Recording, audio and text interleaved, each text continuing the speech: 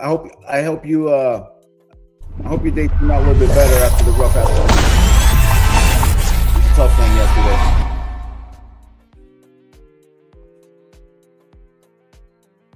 For sure. Hey, okay, let's get underway. Good morning, everyone. It is Tuesday, June 23rd, 2026. Welcome to the Pitbull Traders Morning Game Plan. I'm Manny. The purpose of this show is simple. Live futures trading, real-time technical analysis, and actionable trade setups, all with the focus on building real trading skills and the mindset designed to drive consistent profitability. Every morning we come in with the same goal, guys. Build out the structure before the open so that we're operating in alignment with the day's dominant forces. And oh, do we have a great one today. We're gapping down over 1.5%. Currently, the ES is trading down 108.75. That's going to make things really interesting as we head in, but we're going to stick to the process. We are going to start off with our higher time frame analysis. And since we have such a large move, I think it's prudent to start off on the daily chart. So let's get right into it. All right, you can see here, right? We have the big candle print down. Now, immediately we have to start focusing on the prior distribution. And you can see I have that marked off here of these two references at 73.66 as well as 73.39 as an area where potentially the market could find a structural low. It also lines up pretty well with our 50-day moving average. All right, we know how the market loves to backtest that on the daily time frame, so let's just keep that in mind. We'll just take a quick glance at the weekly chart before we move forward, just to get a good perspective of how this week might unfold. Yeah, we see there's one thing that stands out to me that's pretty significant here, and I spoke about it briefly yesterday.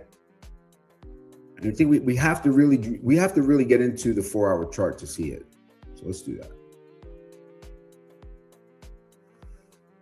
If you all recall, last Monday we had the big gap up, okay, and that's highlighted here.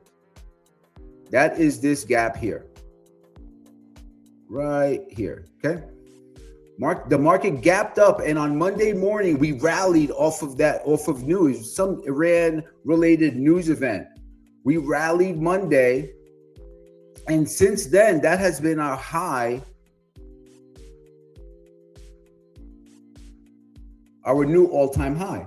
Now, what's interesting to note here, and what we have to pay attention to and kind of build out the structure, is that this is a massive look above and fail of the prior all-time high at 76.32. There's no other way to read it, okay? So we'll walk through it so that everyone has a really good understanding of it. Our prior all-time high was 76.32. Okay, and if you remember, this is not a market that is showing significant signs of strength as it did in the Artemis move that started off at 63.53 that got us to this new all-time high. Because if you recall, we made the 76.32 high.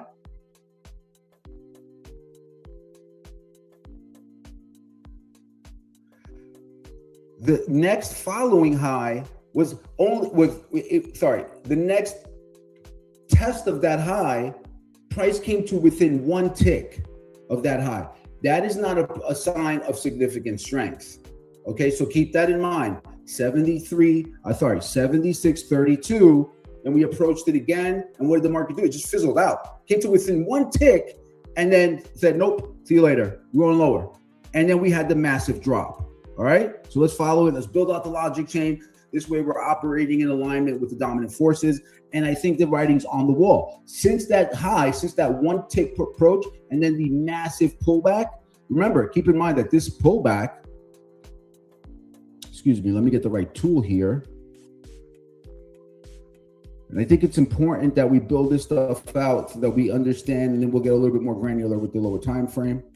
Look, this pullback was, let's see, what does that amount to? It was a 5.5% pullback, okay? That is 1/4 of what would be a bear market pullback. Okay, so look, we came up 76.32. 76.32 quarter. We approached it on the second test. We were only able to become within one tick, and then we pulled back 5%. So that, to me, is immediately a sign of distribution. And I've been highlighting that. I've been talking about that consistently on the stream. Okay, so now let's follow the next high that came in followed that. Remember, we had the big gap up, and this gap is misleading. This wasn't a bullish gap up. This was largely futures rollover and a news related event.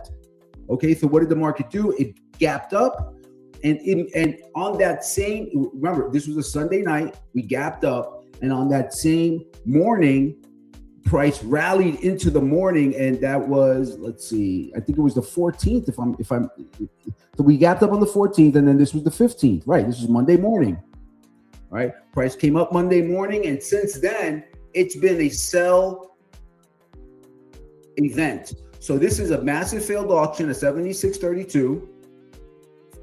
Came up, we tested it, we broke back below, put in a lower high relative to that all-time high. So look, it's interesting how the structure built out, right? Because we had, let's just highlight this and let's just get a little bit more into the weeds in it with it, because when we really look at this, right? Look above, retest, and fail. And we took out the gap low, filled the gap, and then bounced. All right.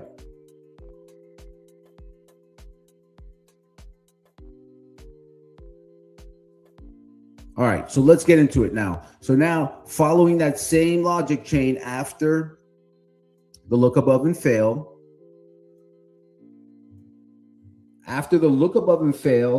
we had a lower high, a retest of that high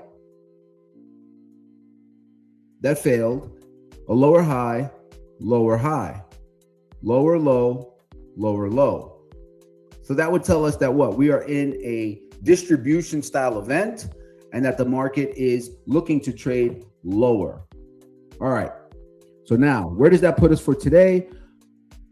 We have to monitor our recent swing low, which comes in at 75.13, as well as the gap fill event, and that low was 74.72. So keep those references in mind, write them down, mark them off on your chart. We have 76.32, which is our gap fill low, as well as this prior distribution high. So these are all areas where the market can test, and then it's going to be our job to assess what the market's intentions are as we approach that area. Now, remember, we're going to have to give these areas, because they're higher time frames, because large money players like to operate at the higher time frame levels, and also because they tend to be more clandestine about their intentions. Typically, what we want to do is allow structure to build out. All right. So keeping those references in mind, let's look at the downside. Okay, so that's what we have on the upside, where we think price can make. If we get a short covering rally, we're going to have to monitor these highs at 74.65, as well as 74.90 and 75.15.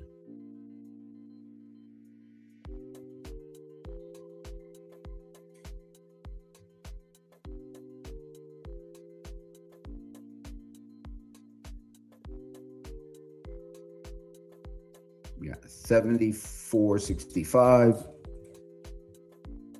Okay. Then we have 74.90 and 75.15. All right, keep those in mind.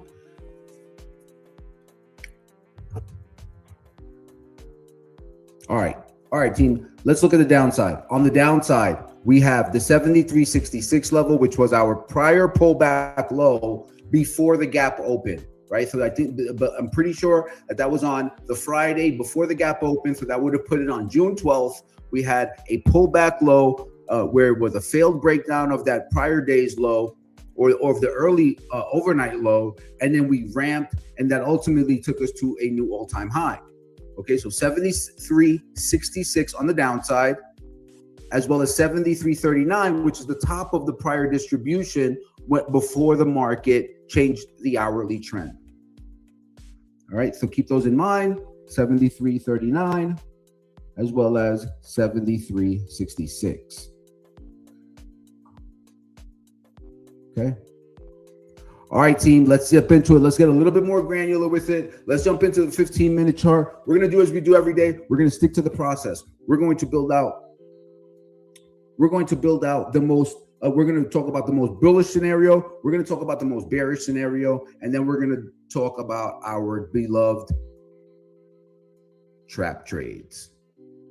A trap trade is when the market opens and moves in one direction, it displays a certain intention, and then it reverses. We always have to be on alert for those. In uptrends, my favorite setup is the bearish trap trade. In downtrends, it's the opposite. It's the bullish trap trade. And you know what? If you think about it, this week, we've seen two bullish trap trades unfold. We had a massive one yesterday that paid really, really handsomely. Let's see what we get today.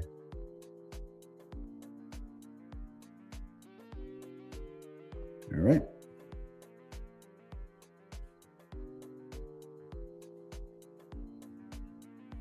Let me just minimize this. All right, so we have our higher time frame references. Let's get really into it. Let's map out. Wait, this is not right. Okay, I understand what's happening here. Hang on. Let me make sure I'm on the right chart.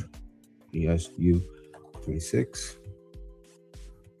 And we need the default. Boom. Okay.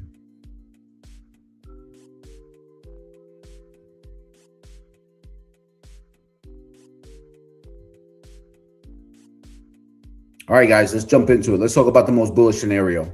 If price is opening here at 74.32, we just had this prior rally high that was at 74.30. We already know we have some support here, right? We can see it. The market traded a little, the market bounced. Here, that level is 74.25 to 74.30. All right, and we can see that it was a three-touch bounce. Oh, excuse me. Let me just widen out this chart so that I am not getting pulled off of it anymore. All right, so look at this, right? We bounced off of that level once.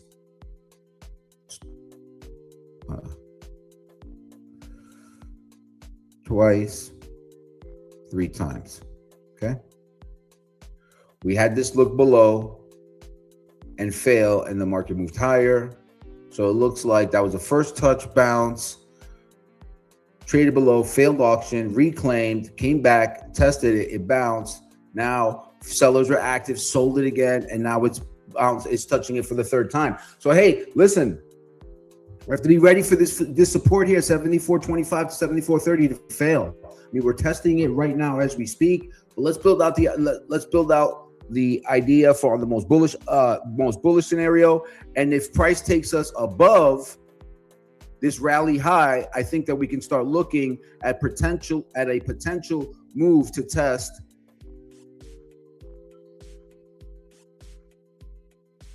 No, we're going to need to see a price get above 74.54. There is a high here at 74.36. So if we rally, I think that this is going to be a low, a risky, low probability, low risk trade. So if we get above 74.36 in our most bullish scenario, would have us testing 74.54. All right. So if we get a pull up, if we retrace the down move above 74.36, price and it holds the support, we can entertain a long trade, right, for an overnight inventory correction that gets us into a test of 74.54. All right. So that would be our most bullish scenario. It lines up with a inventory correction. We'll see what transpires after the open. All right, let's talk about the most bearish scenario. And for that, we're going to get into the right-hand chart. We're going to build out the most bearish scenario on the right. All right, so the most bearish scenario is simple. It's pretty straightforward, guys. If price opens 74.31 and we dip below the overnight low 74.21, any retracement back up to this support 74.25 to 74.30, even the overnight low that holds. We're looking for short entries. We're looking for moves lower that take us down below the overnight low. If price cannot retrace up to test the 74.25 and simply to retest the overnight low 74.21, that's going to be a sign of really a large sign of weakness. It's going to be pretty weak if we can't even get up to 74.25. All right, let's talk about the bullish trap trade. We're going to move back to the right hand chart. If we get the rally, if we do get this look above 74.36 and it holds and price comes up and tests 74.55, say it comes up and he tests it higher than that, it comes back in, much like it's been doing the last couple of days, and then we start to consolidate, we're going to look for short entries on a break of structure below and a move back below for a break of structure that got us to the high. Also on a move below 74.54, it could materialize at a head and shoulders, or we could simply get there, retrace, and then come back, test it, and then move lower. All right. Now here is the bullish the bearish trap trade. The bearish trap trade is on the right. If that has price taking it down below the overnight low, all right, and then below the overnight low, price loses momentum and starts to consolidate, perhaps make a marginally lower low, but ultimately we start moving higher. We're going to look for scalps. We're going to look for a move back in within the overnight range, back above 74.21. We're going to look for confirmation with closes back within the overnight range. We're going to look for price to breach 74.25, 74.30, and we're going to entertain scalp trades. Look, there's going to be a lot of meat on those bones, right? With 74.25 to 74.30 gets us to trade up to 74.50, 74.55. You know, I like that idea. We are risking 10 points essentially for a potential 30-point trade. I like the idea. I like the design of that trade quite a bit. Also, we understand that we have a overnight inventory situation that is 100% net short, and that the market loves to takes care of most recent business right away. So a move in the opposite direction that has us resetting that inventory before the true move of the day kind of makes sense. We've been seeing that often here. You know, we saw it yesterday, and I believe we saw it on Thursday as well. Right, a few different ways that can materialize. Maybe we get that inverted head and shoulders, or maybe we just simply get a higher low. We'll see. We will monitor the structure, and we're going to give everyone a real-time read as it unfolds. Now that we have our most bullish scenario and we have our most bearish scenario, we also have our bullish trap trade. We have our bearish trap trade. There's one thing I want to speak about, and team, this is a big gap down. 1.5% is a massive, massive move. Now, I've been trading ES for the better part of 15 years, and my understanding on these gaps is I want to trade later in the morning, okay? Because large gaps are notoriously hard to trade. You know, price off the open, it's an emotional open, right? But bears are extremely happy. Maybe you get a short covering event, or maybe they're emboldened and they're adding to their position. Now, bulls are waking up and they're in shock, right? They're looking at the overnight move. They're like, I can't believe it. I'm long from bad prices. What am I going to do? Do I add to my position? Do I just shut the front door and get out of it? You know, this is the perfect setup for a very emotional open. So let somebody else's money figure that out. Let them vote first. Let's see who the winner is going to be. And then we will participate in the easy move. Let's just wait for it to unfold and pick up the crumbs or the easy trades. All right. Let's see. Here, any questions on that, please let me know.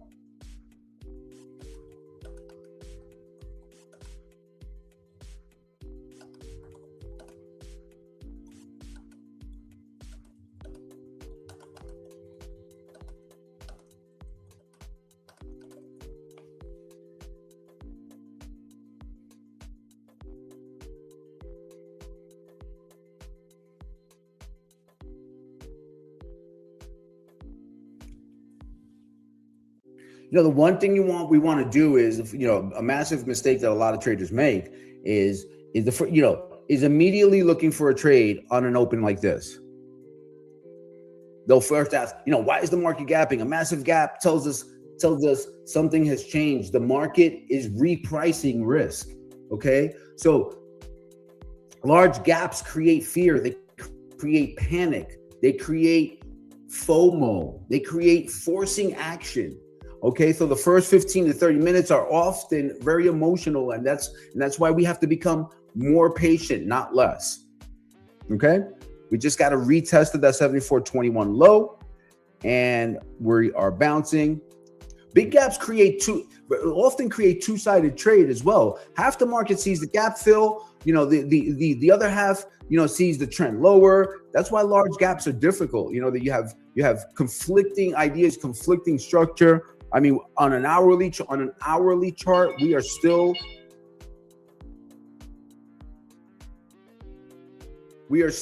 trading on an hourly. We're still balancing at highs. Okay, you can see here in the tape, it's very, very jittery. Let's make sure we write down that opening print as well. It's going to matter today as it does every day. Immediately getting a test lower here, team. Immediately getting a test lower. The open 74.29 half. 74.29 half. Let me know if you have any questions about that.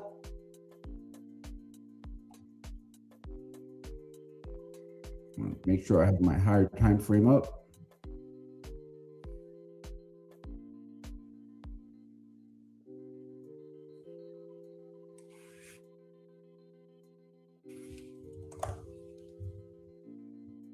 And my levels there.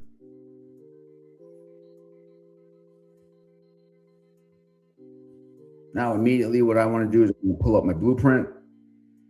I want to have my trade plan ready. And I am looking at my supports for a potential trade here.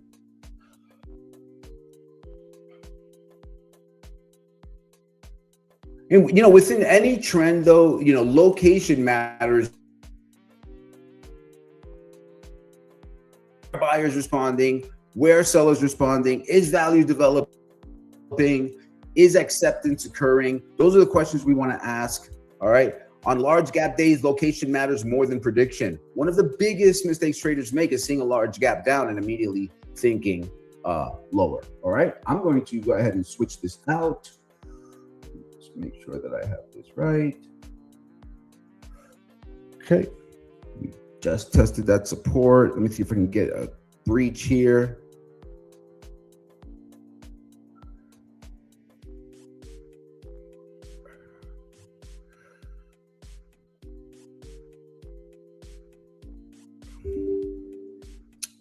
Oh, no.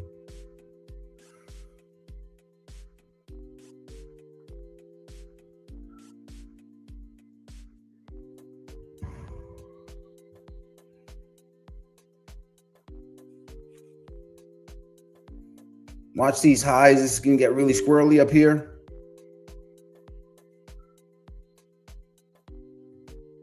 Yeah, you can see already what's happening, right?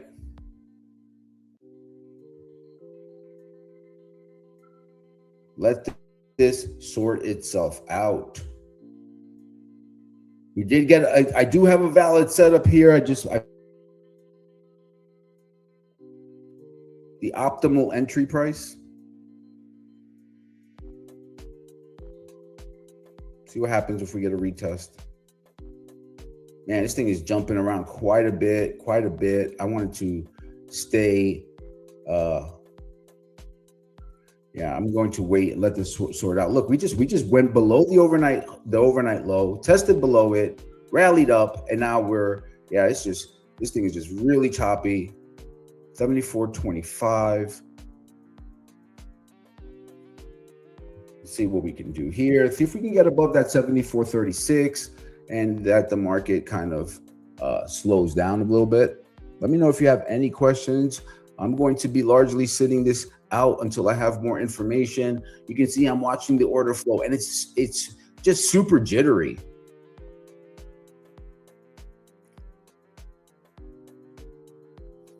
So thus far, we have a look below and fail of the overnight low. We're back above it, and price is consolidating above it. Let's see if we can show some acceptance. Again, we've only been open 4 minutes, so let's be mindful of that. We just came back and tested that 74.25 area. We just came back and tested it, so heads up. If you wanted to take excuse me, I can't say that.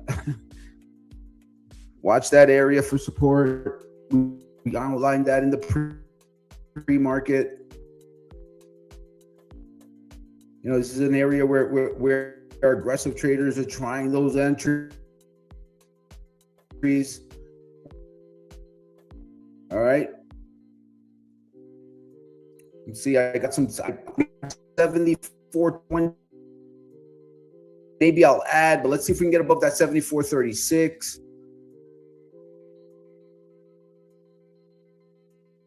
All right, put another one there. Gosh, you know, this I don't like trading this jittery market. Oop, no, I'm out. Minus 2 points, 74.2750. I'm gone. I'm out. I don't want to stick around. Nope.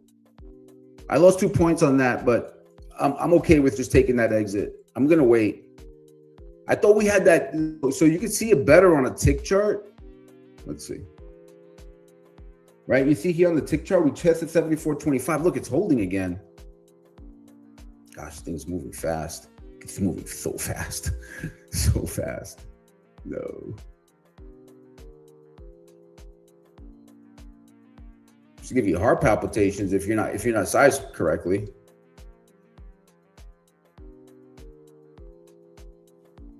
Yeah, look, it's failing again. They're aggressive on these sells here. Like every little move higher, just is just getting smacked down.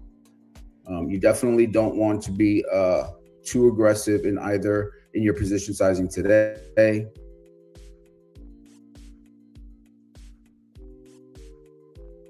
I'm glad I bought those 74.29s and they came right back in. I closed them out at 74.27, you know, within that 27 handle, maybe, you know, give or take a tick or two. But I'm just better off sitting this out now.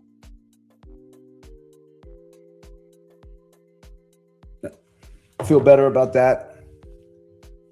Let me know if you guys are trading it. Let me see what you're doing. Let me know.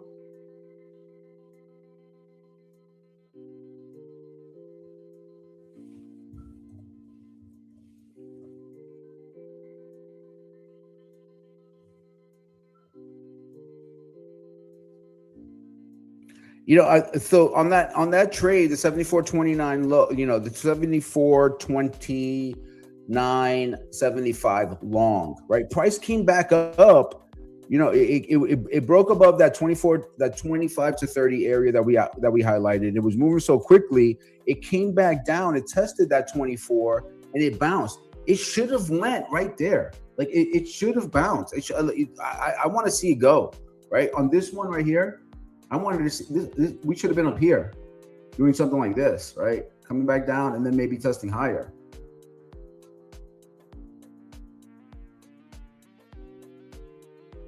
So now I want to be super judicious about anything I do going forward.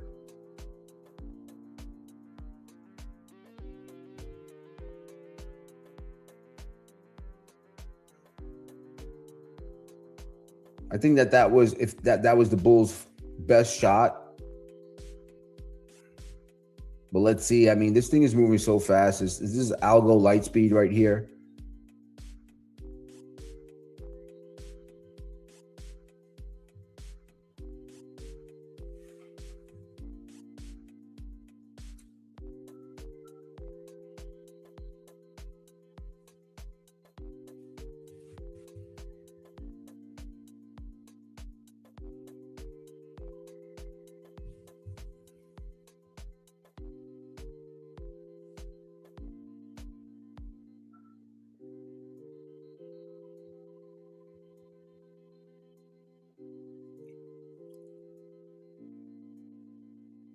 Back up at these 29s again.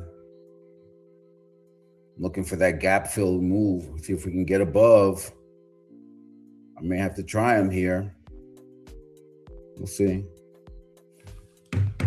What time is it? 9:38. Yeah, I just want to wait. It's gonna be a long day. There's gonna be some slim pickings later on.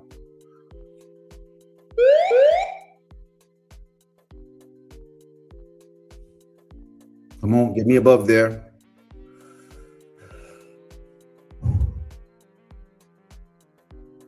All right, grab some 30. No, not yet. I didn't get filled. I have some 30. I have a 31 bid. Grab some 34s. Grab some 34s. I added. Move above.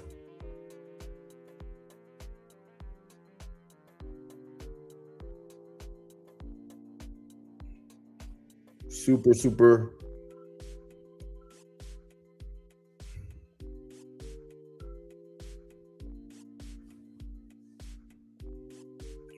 Super, super fast. This is gnarly right here. All right. Nope.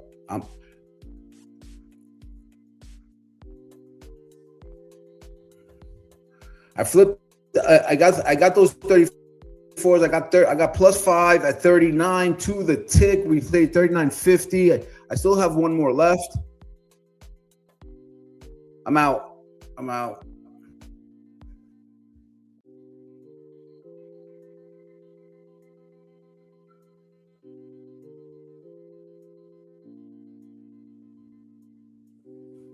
You get the right account up. I'm switching accounts here left and right, guys. Let's go.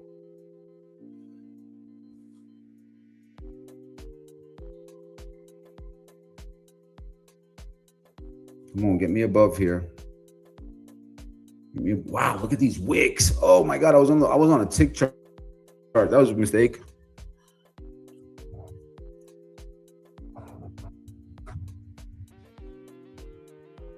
Yep, I see that. Thanks, Jay Morocco. Thanks for the A. And that failed breakdown of the overnight low held too. It's holding. So let's see if we get a squeeze event, guys. I'm pretty optimistic that we can see at least, maybe a morning squeeze into an afternoon sell. Not sure, but that would be nice. I'm managing these though. I am not sitting around for very long. It's moving so quickly.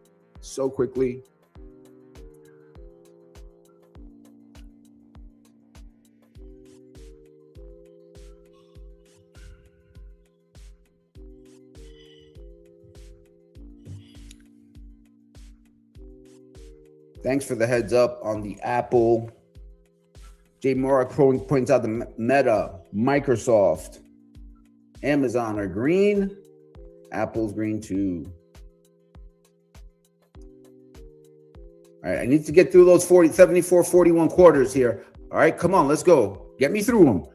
Come on, push it. Chips and semis are weak. All right, thanks up. Heads up. We're moving higher here. We're moving higher. Coming into the fill. Let's go. Come on, get me to 46. Get me that fill. Get me out of here. Come on.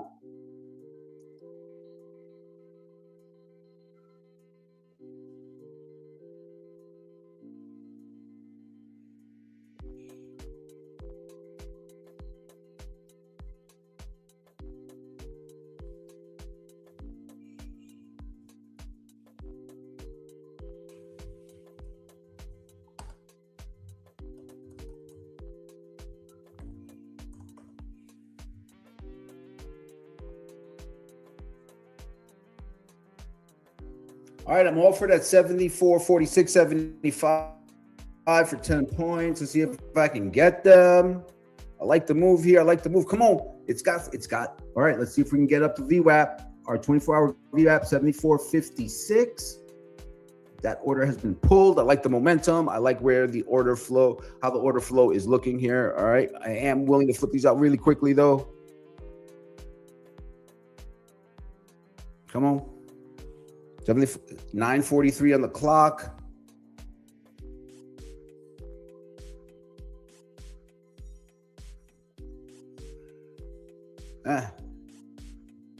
Man, it's moving. The order flow is moving too quick to make to really gain an accurate read. I better stop looking at it because it's blocking out my vision, like it's drowning my vision.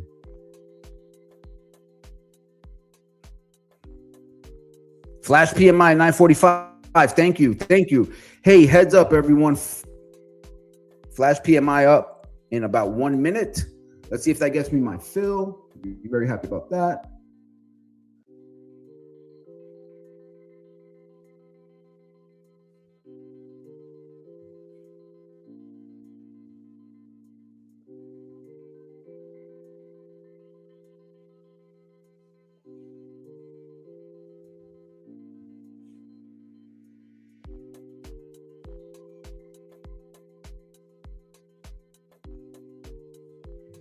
Yeah, we're it's that 74.47 could be it here.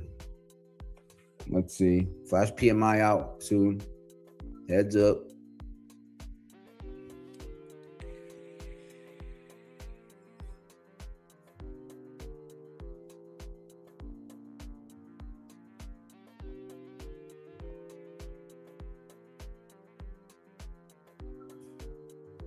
$74.48.75.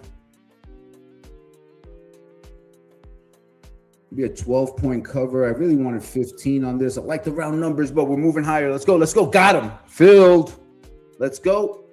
Numbers are in line. Flash PMI came out in line. Thanks, J Mark. Thank you for the color. Appreciate the support as always. I'm gonna have to get you a badge. Hey, so I got the first point. I got the first target on that plus 12 points. Let's go. I like the. You know, but this is definitely not something strong though. I'll be honest with you. Like I don't know. That's my order flow read. I'm going to go ahead and tighten up. It just looks like, you know, let's see if we can pop here though. Come on. Let's not overanalyze it.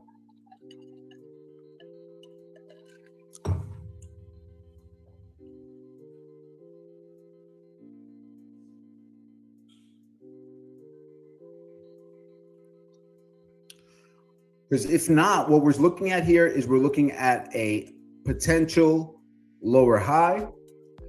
In order for us to get into a squeeze event, we have to break above 74.50 to 74.55. Again, I am long off of the overnight low, look below and fail, but it's also a double area for me. I had to stalk this entry and take this trade twice.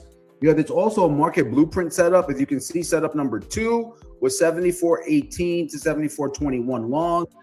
So I had kind of a double scenario there. So that gave me confidence. At no point did you guys see me taking any short trades, right? Because I'm just sticking to that plan. I'm following my plan, and I'm trying to manage my risk as the trade unfolds. I took the trade because that's what the market was offering. I mean, I had to manage the risk, right? I think risk management is the most important thing. And you know, if we really dig into the weeds on risk management, you know, I feel it's often that you hear talk about risk management. All right, moving higher here. Heads up, if you're in your trade, manage it. I'm managing mine. Got a nice move higher here, up 13 points. All right, still long here, still long 74.40. I am looking for 74. I'm looking for a break above this structure here, and then I'll reassess. Again, if I can get a higher low into my execution clock, right? So let's see how high this move pushes up. But I want to explain kind of what my thinking is and how I'm following my trade plan in real time. All right. So the market blueprint has a setup number 2, 74.18. Thus far, the market blueprint has nailed the low of the day. Heads up, right? All right, so my thinking is this. Now I'm shifting, right? I'm going to think about my continuation long level, right? Where is my continuation? Oh, wait, wrong trade plan.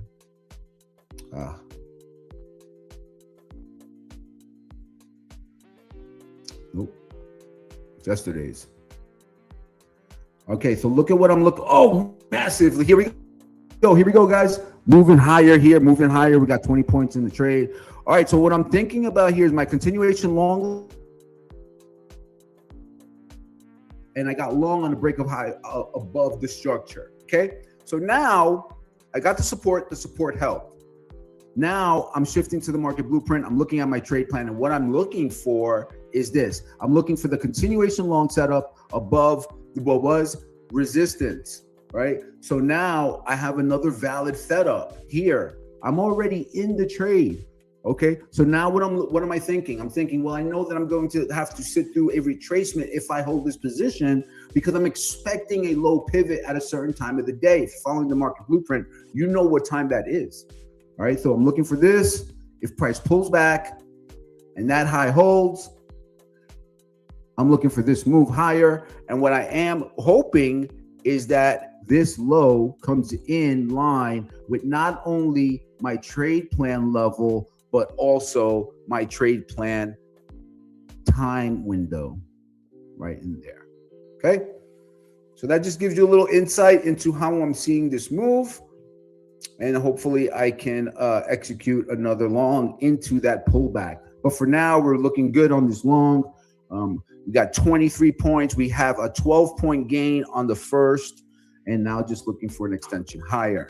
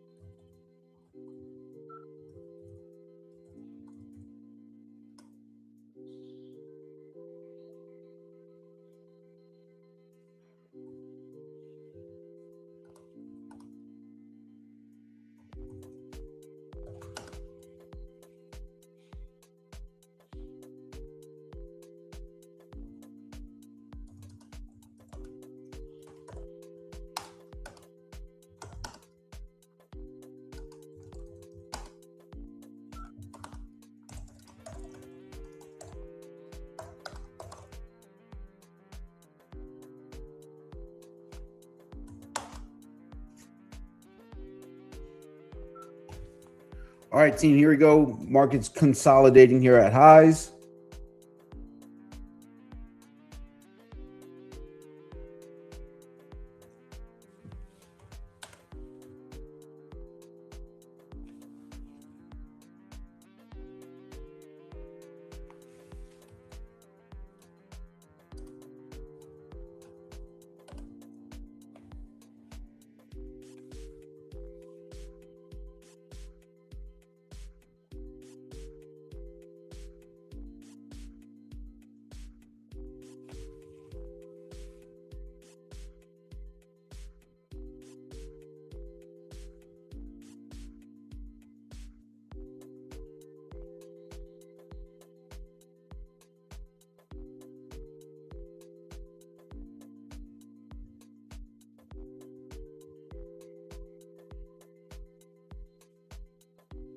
I'm looking for this little notch here to hold 74.55. If not, I'm going to cut it. I'm going to take the profit. I'm going to call it for this trade. I'll reassess. I'll move on to the next idea.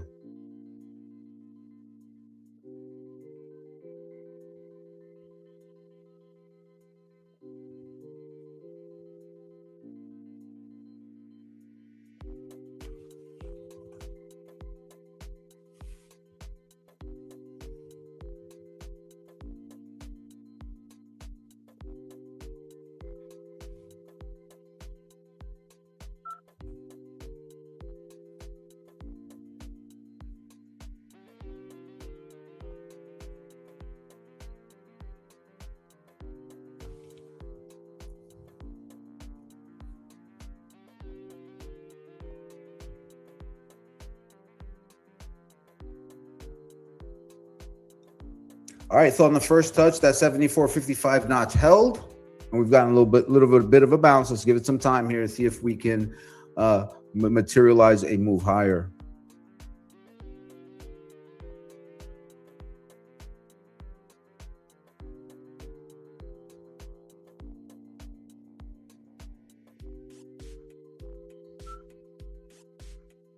All right, so let me just fan this out. Oh, sorry. Let me clear out this chart, guys. Everybody here understands the setup, right? I went ahead and executed it again. I'm long again in a separate. I took the continuation long setup, and I am long 74.58.75. I'm looking for 74.68.75 for a 10-point fill.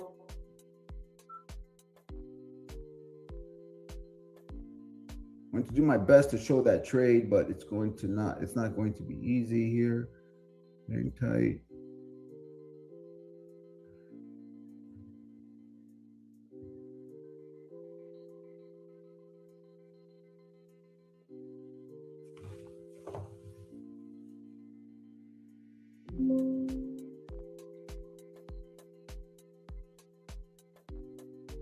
All right, so you can see here I got in the left-hand chart, I have long 74.58.75, executing the continuation long for my trade plan in a separate account. Okay, everybody got any questions about that? That is setup number 4 on the market blueprint. As soon as this trade closes out, I will switch to that one. I'm going to go ahead and get my stop in here just to make sure I am protected. Looking for, see if I can get extension up higher here. If not, I'm going to just take whatever. I'm going to take one off at whatever price, but it does. Oh, nope, we're fading here. Let's go. Where are the ticks at? Where are the ticks? What are the ticks trading?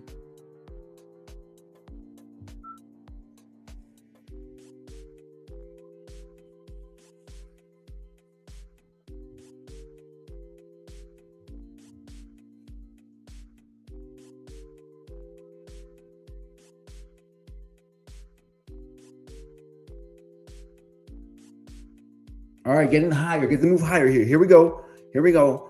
All right. I'm long. I'm keeping the risk tight here, team. I'm not risk. I'm only trading, max 2 contracts with the ranges. I should be able to put a decent day together while also being mindful of the risk. All right. Today's days can be risky. Today's day is going to be very risky. And I think that it's important to talk about risk on a day like today. You know, too often you hear people sling around the euphemism, about, better risk management. And I think that so without giving too much away, because this is kind of what the trader that I'm working with right now, and part of the,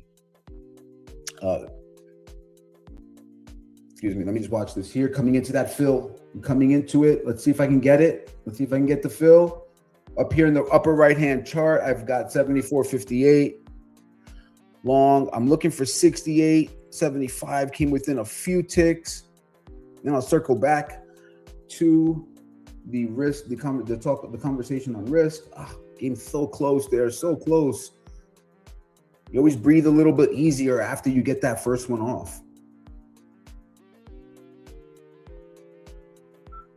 Looking for 68.50 for 10 points. Got him. All right, there we go. Nice. All right, team. So far I've had 2 trades, right? So with the initial long got me 12. Like I've been long 4 contracts on the day. I got 12 points on the first. I have 13 points on the second. So you can see that here on the left-hand chart.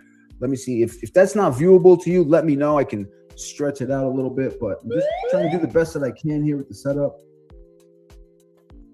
Looking very nice here, very nice, very happy with this. Very happy with the morning and how it's unfolding.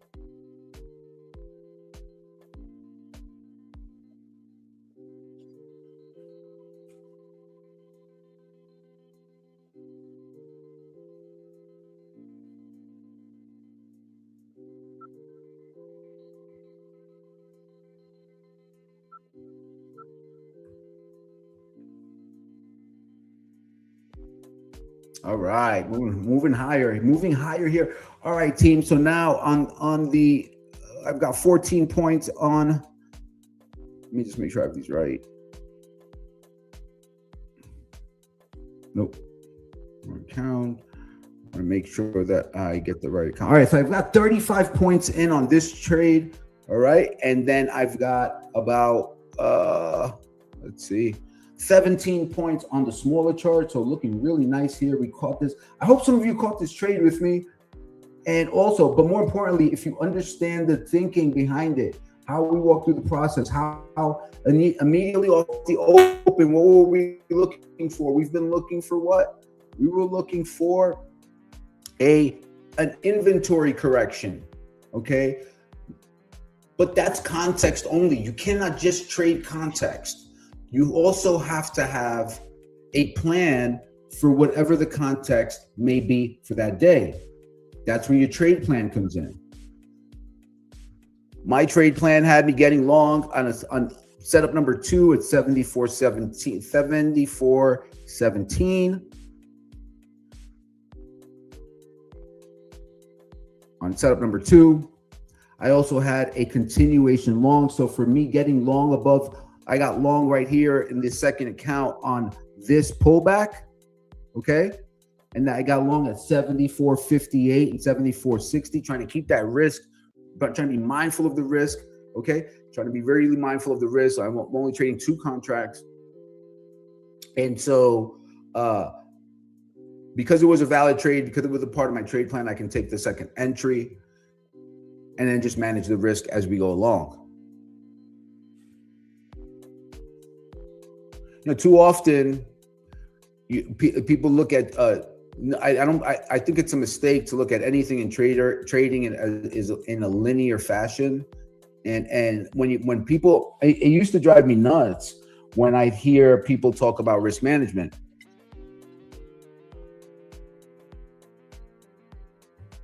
And I didn't understand it. And one of the things that I often talk about with the traders I work with is about, there are 5. We review that there are 5 components to risk management. Those 5 components that we cover are risk identification, risk mitigation, risk transfer, risk management, and risk acceptance. Of those 5, risk acceptance is probably the most important. All right, so monitoring the order flow here, I have one eye on the ticks. If I get an extreme tick read, I'm going to cover. I'm going to look to cover. Why? Because I am now entering the window where I may see a pullback. If I can get a 74.80, that would be a 40-point gain. I also don't want to be stubborn about it. So if we get another test up here to the 74.78, if I get another test up to 74.77 and we can't break through, I'm going to cut it. So we have the 5 components of risk management: risk identification, risk mitigation, risk transfer, risk management, and risk acceptance.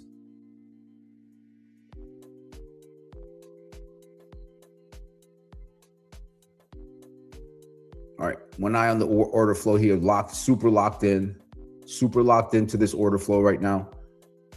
All right, we're getting that test up to that area I said, 74.76. You can see it a little bit more clearly on a tick chart. So let me zoom out here. Look at the tick chart, guys. All right, tick charts are a different read. It's a different time frame. We have to use all the tools that are available to us.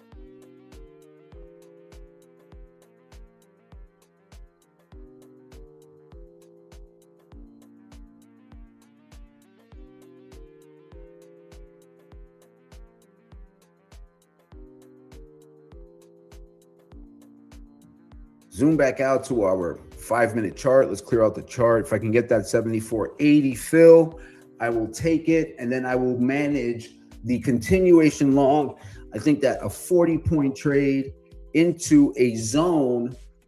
Let me just go back to the blueprint, right? Let's just make sure. Let's see. I want to look at where am I running into a resistance point? So if I was flat,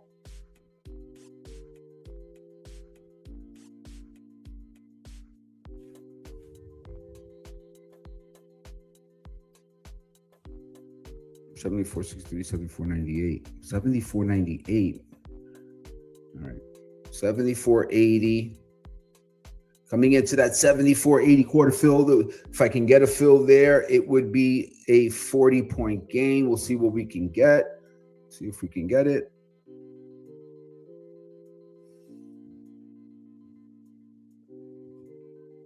Oh, you saw what happened? What did the tick say? We have to get continuation here now. I need it now. I need it to go now. I need to see this high. I need to see that high at 74.78 quarter. I need to see price move above it. If not, I'm out.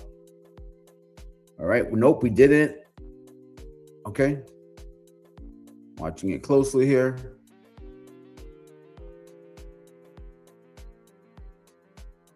See how this 5-minute. All right, I'm out, team. I'm out. All right, so covered a 32-point gain on the setup number 2. 32-point gain on that one.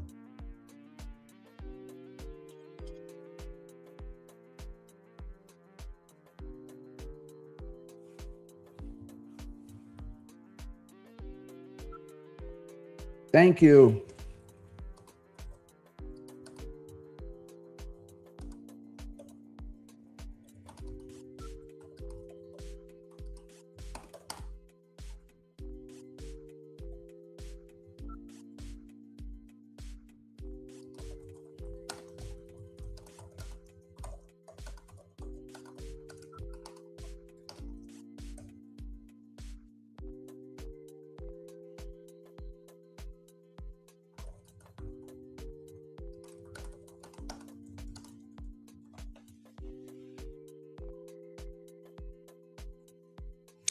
Thank you, Terry. Thank you, Bruce.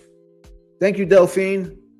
All right, so let's blow it out. So you guys, everyone understand the thinking right there, huh? I hope you do. Let me just, all right, so this is the continuation long. You can see the entry here with 74.59. Okay, I got in on this wick, on the retest, right? So I waited for price to breach, closed above, and then we pulled back 2, and I entered the trade.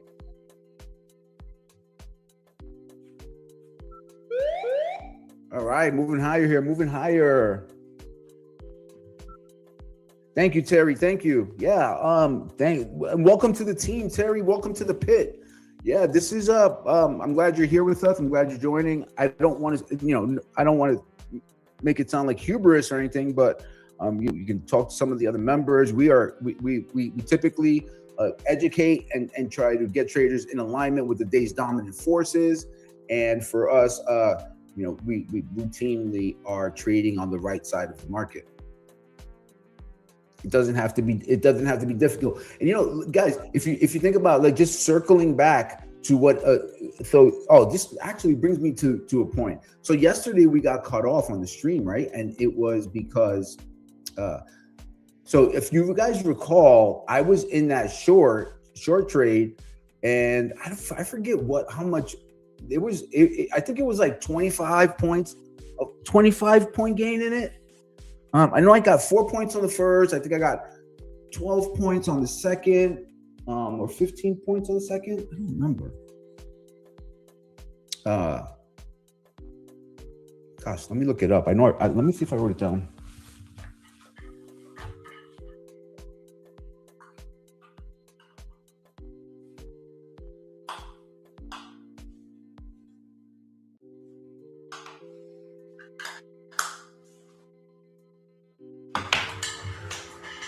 Yeah, it was a 38-point gain on the second contract. But if you all recall, the team that was here yesterday in the pit, you guys, if you recall what happened to me, I was in a trade, right? I got 4 points on the first, then I got 15 points on the second, and then I had my cover, but I made an order entry error. That order entry error, instead of me buying to cover that contract, it actually put me short another contract. And so if you remember the structure, I literally got short. I laughed at it. You had to, because I got short. Like I was short. I was covering into this. Say that this was the structure from yesterday, right? Let me get this tool. Say that this was the structure yesterday. I had a cover order, say around here. Price came down, and I had an order to buy, and one of the members in here told me, "Hey, Manny, check it out. You have the wrong order in." And instead of buy the cover, I had sell. And so it put me short a contract literally in the tail from when we bounced. It was like the worst. Like it simultaneously was a fantastic cover, right? Because I covered near the low. But conversely, because the order entry mistake, it got me short one contract right at the low.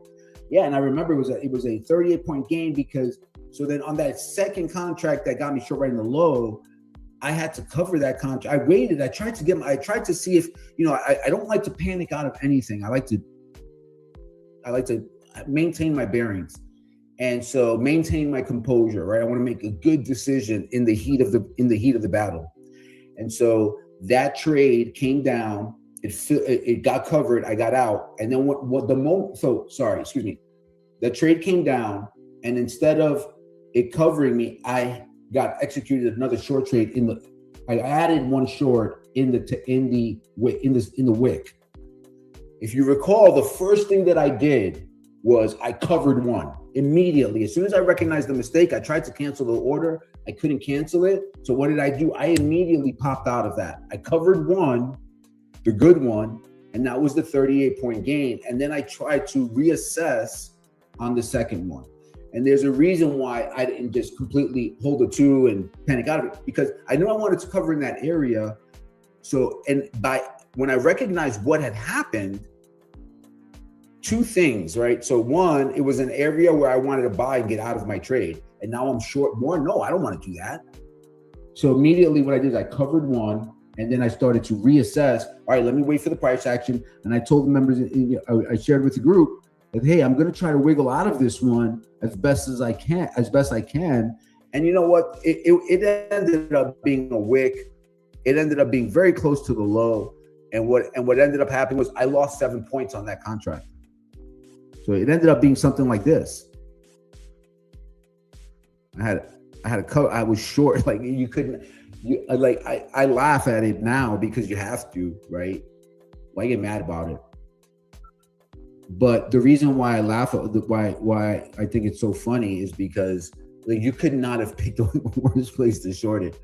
I mean, it was like if you got short down here today.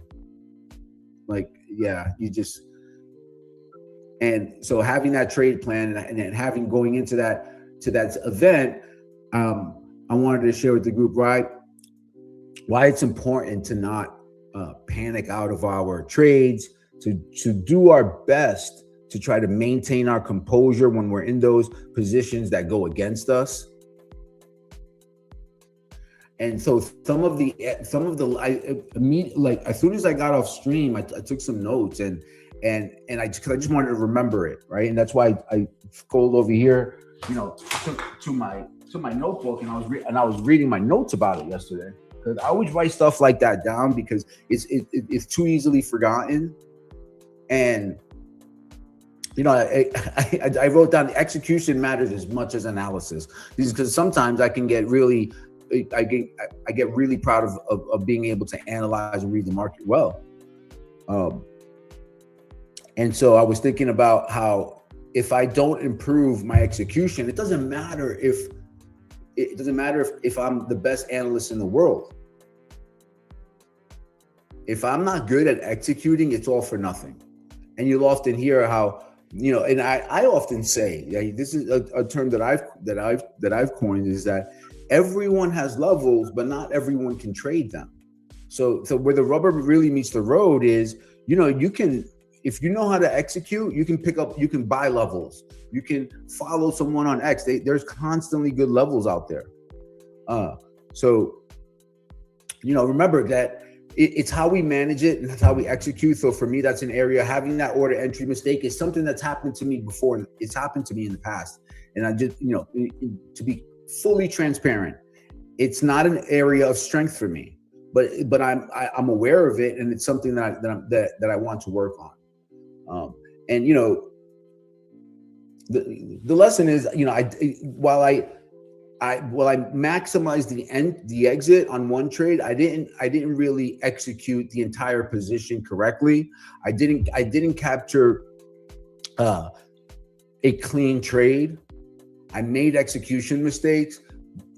Although I still walked away profitable, there's something to be learned from that. And so next time, so on these trades today, I want to make sure that that's at the forefront of my mind, so that with every instance that happens, if you write this stuff down, right, not in a harmful way to yourself, be very flexible with how you apply your lessons to yourself. Allow yourself room to be human. Allow yourself to some flexibility and ability to learn, because often there is the trader that I'm working with now is we constantly talk about, hey, we laugh things off. We stay in an abundance mindset, so that we understand that there's always another trade. And if we use this opportunity to learn from what happened, then you almost look. It's almost like a trading mistake doesn't hurt you. It's good information. You just paid for some information. You paid for information on knowing how you can get better. And when that's the approach, you can just literally start laying out your weaknesses on each time they occur, and then systematically working on them. And we're not expecting to go from, hey, I'm not a good executor, to today, till tomorrow I'm a good executor. No, but we kind of just work on it. We stay working on it. We practice, we drill if we can. But other than that, we just try to keep the lesson at our forefront, so we and methodically work on improving it.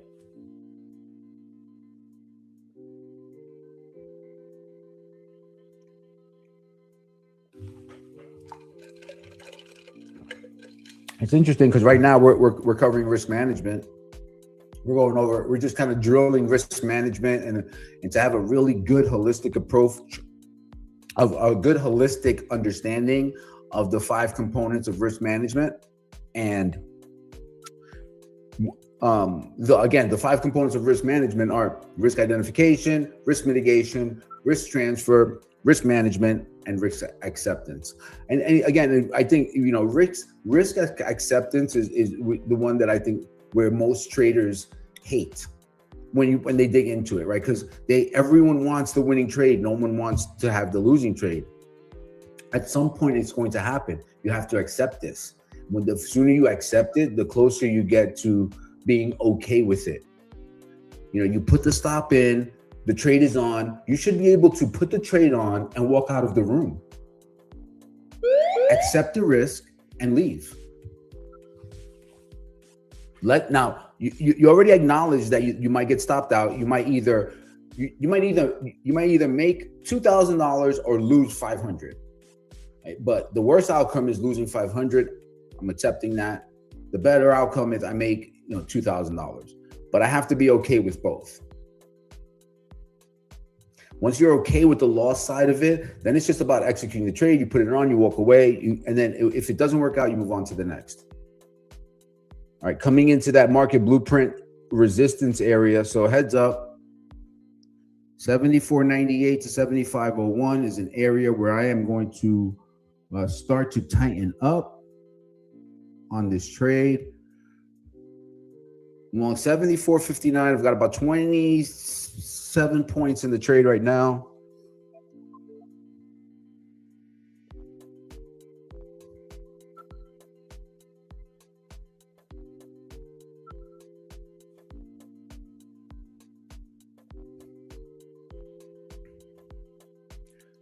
One of the risk management components that is important, that wasn't really available when I started my trading career, is a risk transfer, right? So the transfer of risk. So the way I try to teach it is this: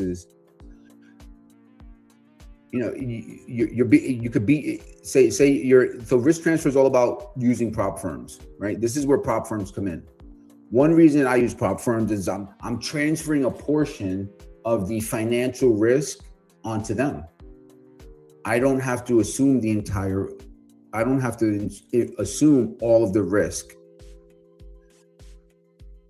So when you think about it, if you pay a $100 fee for an evaluation and say you pass it, say it takes you 2 tries to pass it. So now you're into that evaluation $200. But say that you have, I have a prop account that I'm trading right now. That it's June and I've been in it since February, and I've taken, I don't know how many payouts, quite a bit, and so that I don't know how many times it took me to pay. It only took me once to pass it. I know that for sure, because with that prop firm, I just cancel them if I don't pass them. So on that account, I paid about $100, and I've been paid over, a good five, well into the 5 figures on it. And so risk transfer is more about, hey, if you're trading and you understand that, hey, sometimes this risk is not on me, it's on the prop firm. It allows you to trade with a little bit more flexibility, and it allows you to handle losses without that emotional sting or that emotional burn that comes from from financial losses. Does that make sense? I hope it does. We also work a lot on risk mitigation, right? So I think you guys are, the more you watch me trade, the more you see how I mitigate my risk, right? So I was in this trade, this same long trade. The one that I closed out, where I was long 74.29, and then I added one at like 74.30 something, 34.31. It moved in my favor. I think it was on this print. It came up to like 74.36, I believe. And then price came right back down to my entry 74.29. Now I know two things, just because I've been doing this for a while. I knew that I had terrible location. I needed it to go right there. If not, I was out. I am not going to stick around in that trade when I have that such poor location, because that wouldn't be managing the risk very well. I'd rather close it out. I lost 2 points on that trade. I just reloaded later. Took the 2-point loss, completely manageable. That's the cost of doing business. And you reset, you reload, you move on to the next one, and you get back to reading the tape. That's really, really important. Just forget that, move on, and manage. Look for next play. What's next? So with that said, Easy Money says trading is a lot harder than being right. Yeah, for sure. Yeah. Oh, that's the trap, right? Oh, that's a big trap. And few careers require the mindset that trading requires to be good at it. Very few come into trading with the mindset needed to be successful at trading. Most people that are good at trading have developed it, have found a systematic way to develop that mindset. And most have done it because they looked at it as something they wanted really bad, and they found a way to get it done. And one of the things that I'm pretty proud of is being able to have a systematic way to develop that mindset. Mindset is everything. I mean, you can play with a good trade and that's fine, but all right, we're getting a little bit break of structure here. We had that bullish outside 5-minute print. I do not like the high here at all in terms of that being the high of the day, but we also know what we're expecting now.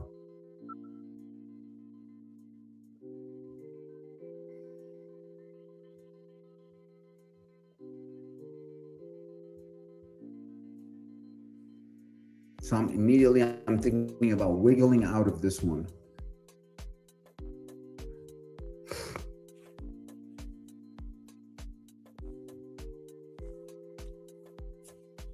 Let's go ahead and tighten up the stop. I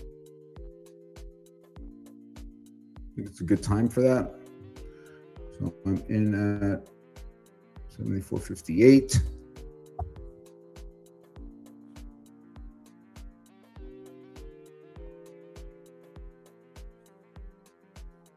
Looking for a clear read here.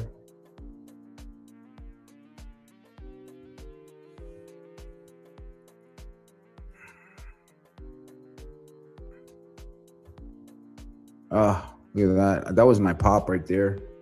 That was the pop to get out. All right. 77.50. We're going to balance here at highs, or are we going lower?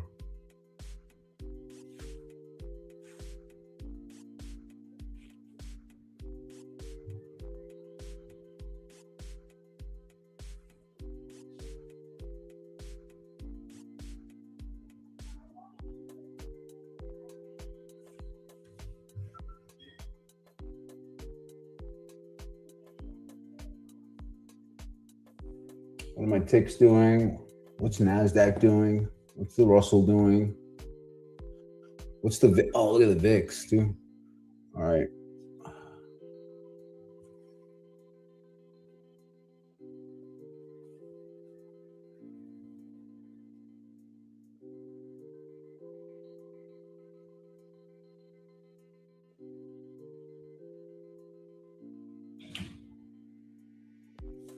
You guys are leaving? All right. Y'all be careful, enjoy. Have fun. Come here, love you. Have fun. All right. No, I have work to do. Huh? Yeah, right now I am. What's it? Ooh, watch it. I gotta go, baby.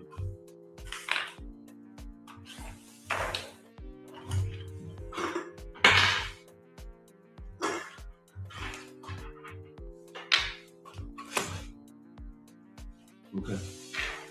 No, I'm in a trade. I'm in a trade right now.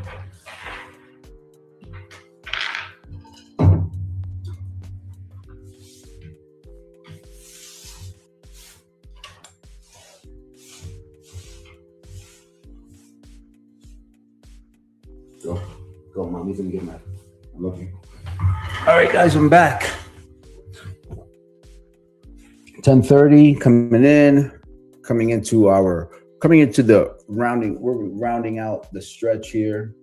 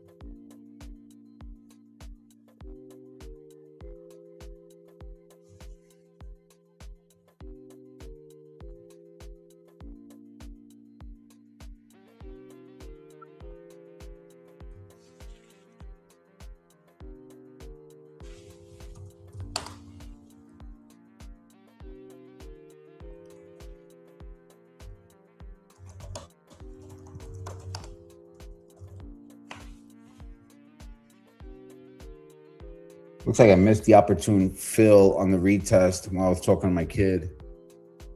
I'm gonna go ahead and I could have gone a little bit better exit on this one. I'm not happy about that. Dang it. All right. Well, I raised my stop up to 73. Could have done better on that exit.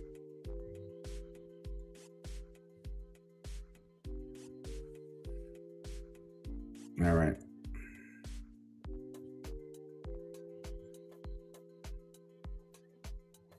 All right, I'm out. I'm flat. Could have had a way better exit on that one. I'm not happy about that. I'm not happy about that at all. I got distracted. My kid's leaving to go to the movies, and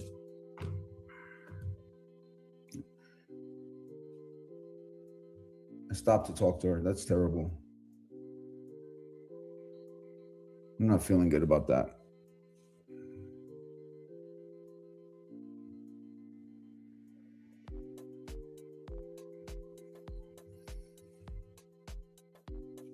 Because I could have had, I got stopped out at 74. That thing is traded up to 85. That's 10 points. I mean, you know how many movies that pays for?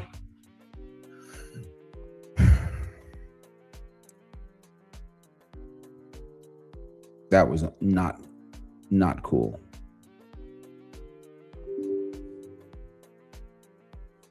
Yeah. Well, it goes back to the execution thing, right, Terry? That's an area where I need to improve on. That's why I'm kind of begrudging it. And I definitely know that I'm not okay. Like internally, I'm not okay with it.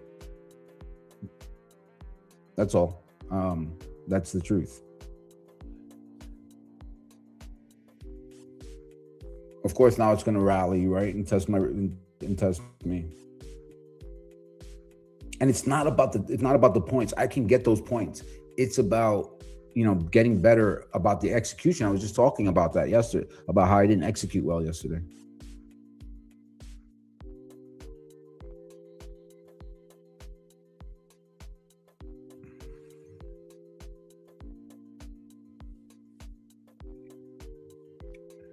All right, guys. I'm treating that as a stop loss protocol just because I'm not terribly happy about that. So I have to take a quick break to step away from the screen for a minute. I'll be back in 5.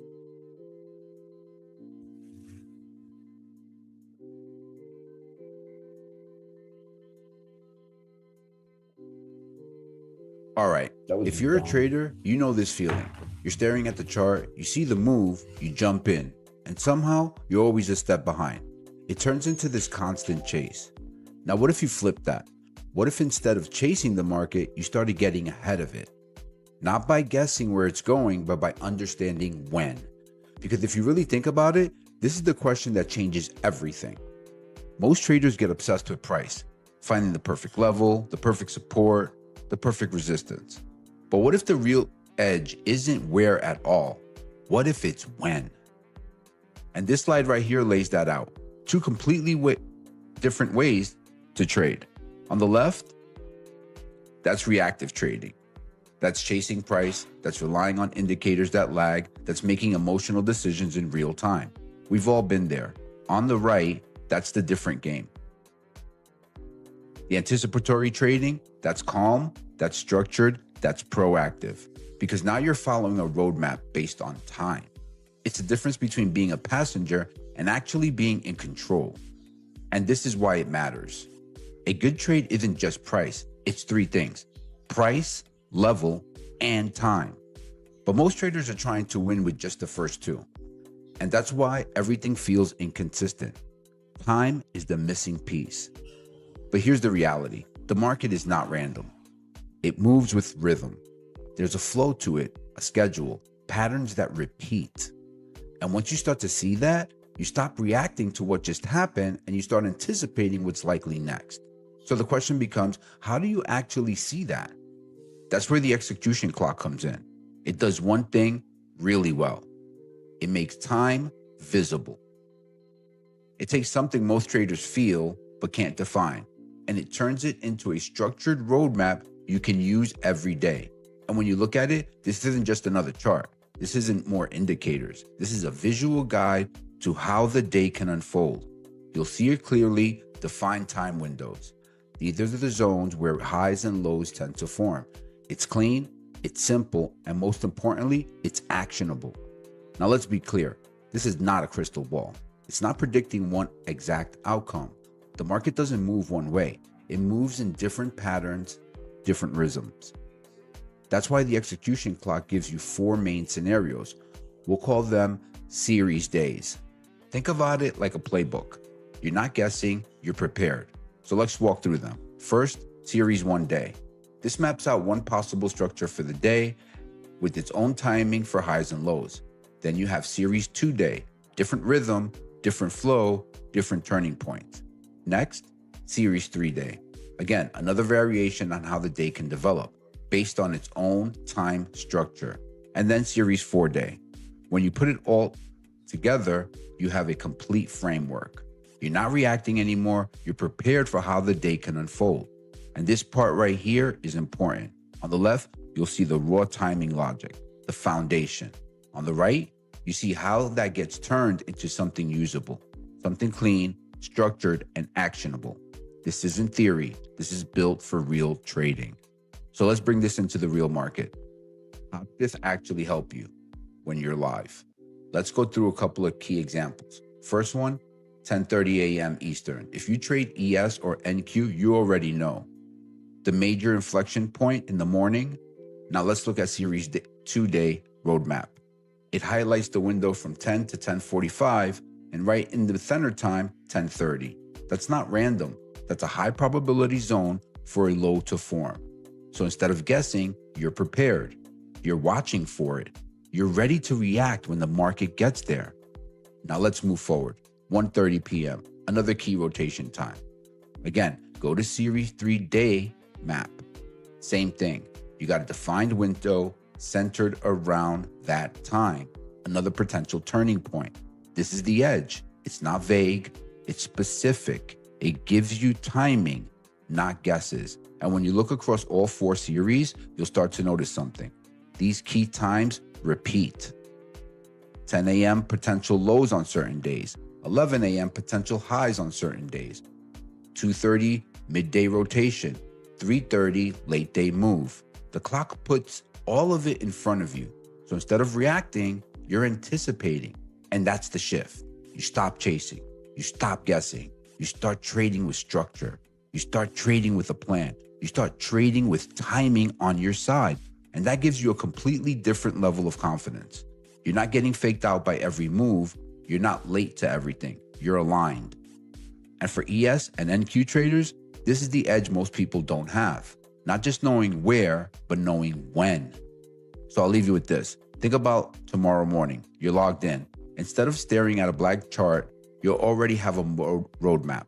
You already know the key times, the key windows, the key opportunities. How different does that feel? Because that one shift, it changes everything. If you'd like to know more about the execution clock, go to pitbulltraders.com and click on the Trader Edge tab.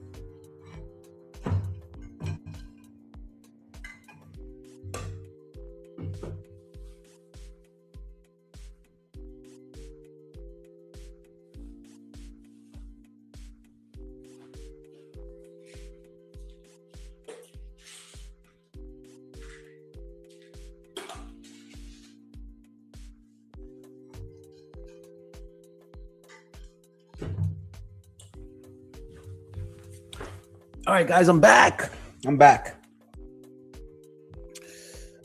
Boy, it's hot out. Woo, Florida heat.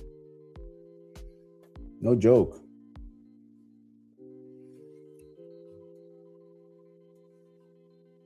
The Florida heat is no joke. All right, team. So let's get back to the market. I'm going to give you all another setup here in a moment. Do some housekeeping.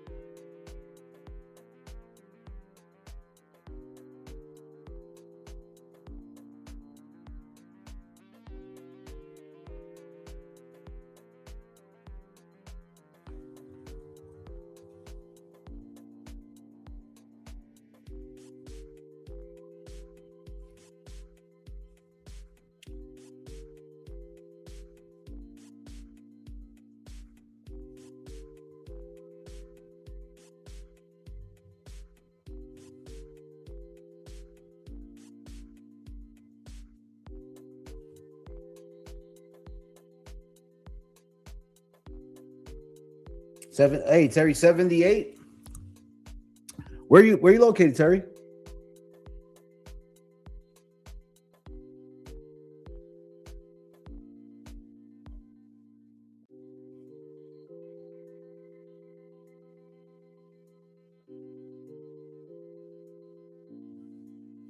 Okay, that's right. That's right. I'm sorry. Yep, you answered that already. Okay, cool. Well, welcome to the pit.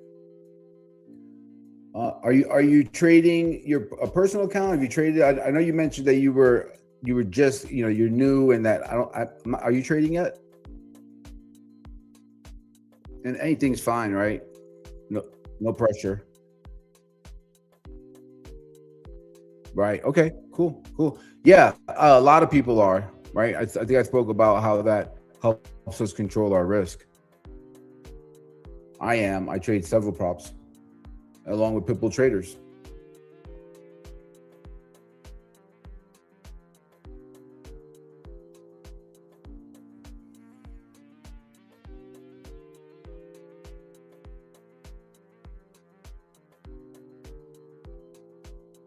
We're getting quite the pullback here, quite the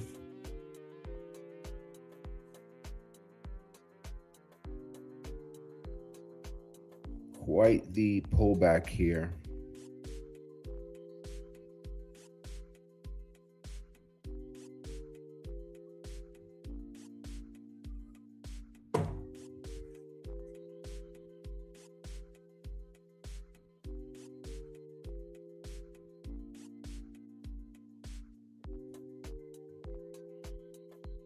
$74.54 was that prior low.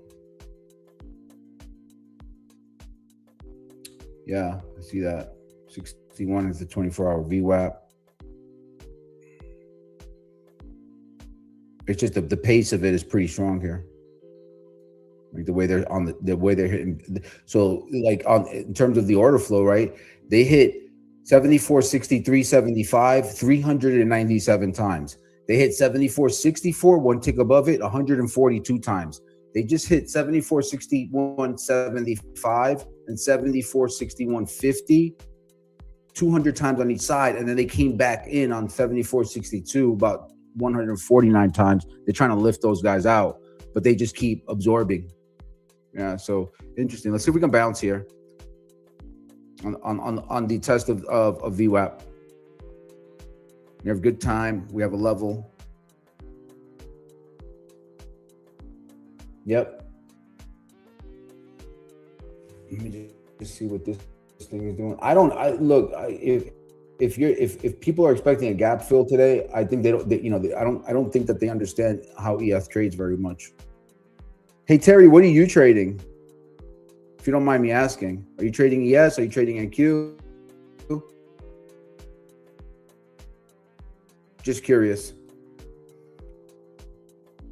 Okay.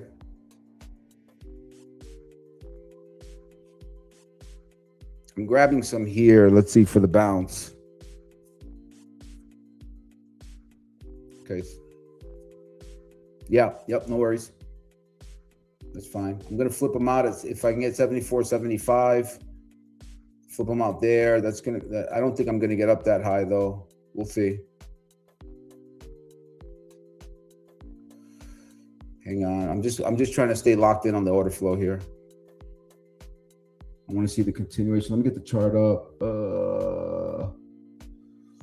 There it is. Oh, I might have to flip these out a little earlier. It's kind of just because I saw that battle at 74.60, 74.61, 74.61.50, and then they came in on 74.63. Like it just ran out of steam after pushing them so hard lower at 74, like 74. 63.75. So I'm just really trying to execute based off the order flow. But however, I'm executing off the order flow off of my continuation long level setup number 4. I don't like to trade a second test though. So I shouldn't say that. Today I'm not sure that I want to trade a second test just because of how the morning has transpired already.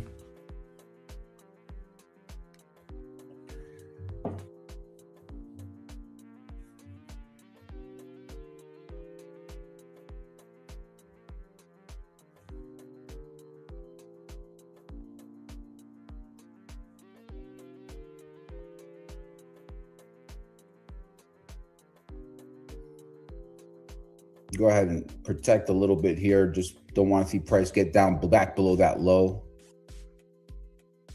All right. There we go. Got the first. Plus 5 points on the first one, guys. Plus 5 points on the first. So now I got 5 points on the first. I'm 65. I want to go 85 on the second. And then I want to go on my stop. I want to go 3 back from entry. So 62.75. So this way, even if it comes back down on me, I'll be okay with that. Because I'll still net 2 points on the trade. Again, it goes back to our conversation earlier about risk.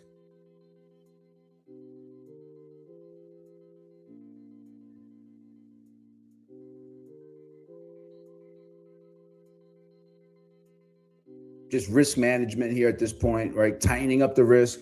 When you hear me say tighten up, you know, it's always, it's related to that concept. What time is it? All right. We are done at 11 today. So we got about 9 more minutes left.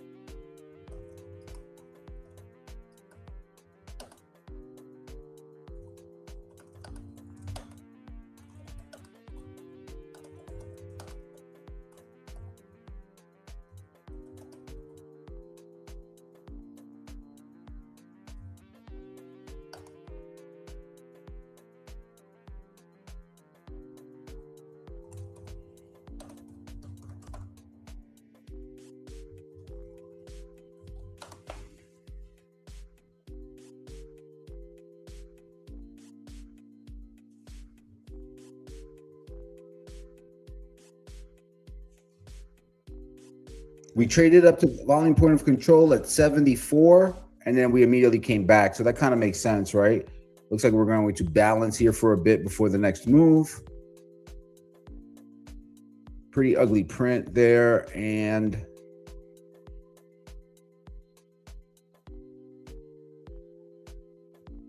all right, minus 1.5 on the second.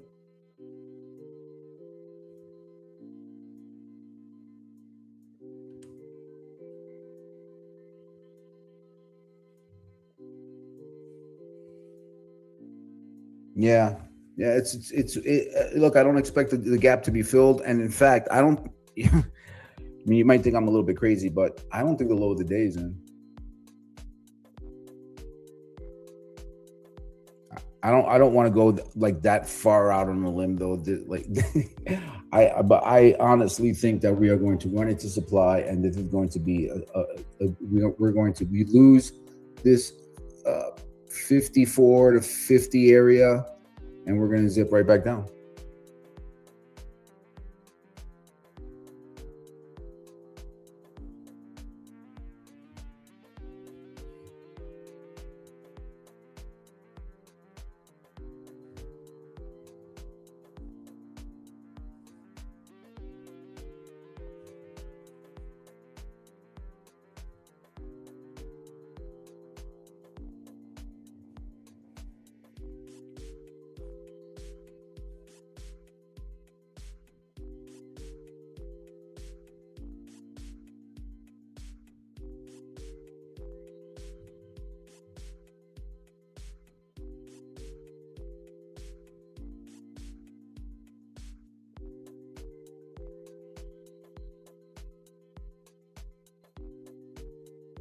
No, not that.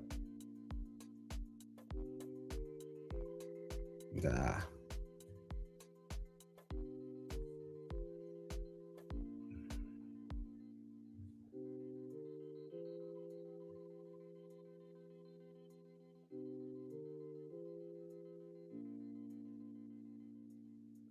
Oh man, I got smoked on that one.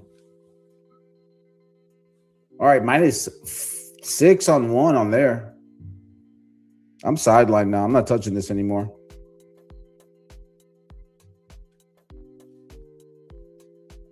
This is probably going to chop around here for a bit.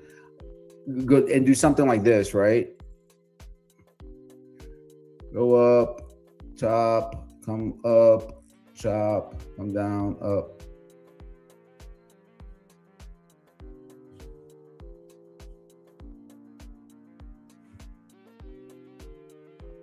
Let me try to flip that one out. I'm done on there. Done that one. Yeah. Get a screenshot of that for posterity. All right, this is like, taking notes. I like to draw out my patterns, take a screenshot of it, see how the day played out. You'd be surprised.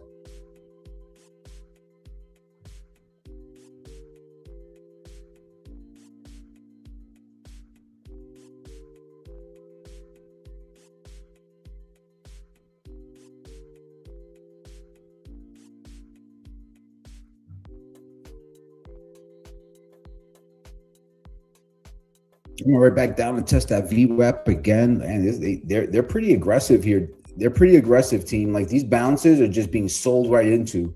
If they had in my opinion, if this was going to, let me just take a look at the high. I can leave you guys with a decent setup. Yeah, I don't know. It's hard to say here. This is a very muddy read.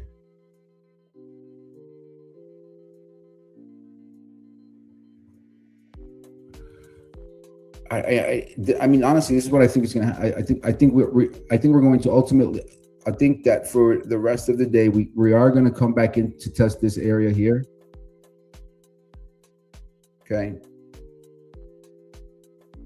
Even whether we breach it or not. Yeah, let me just draw that out a little bit better. I can leave you with an idea for the afternoon. I think ultimately we come back into this zone. So maybe do something like this.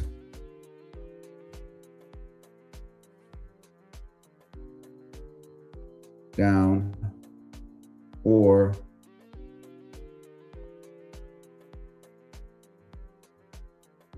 down.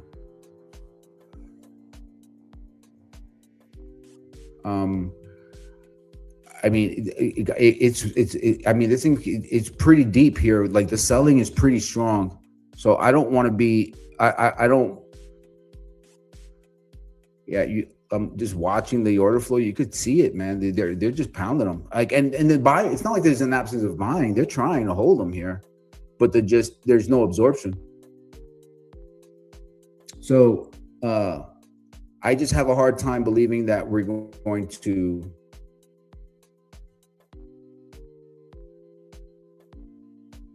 come straight down,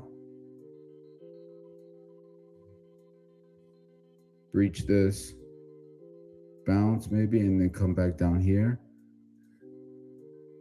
It's possible, but I just have a hard time believing that we're just going to like wiggle out down here.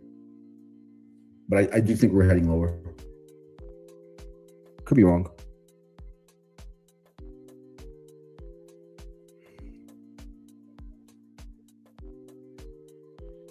Let me get a screenshot of that one too, just to see. Follow it up later after when I come back.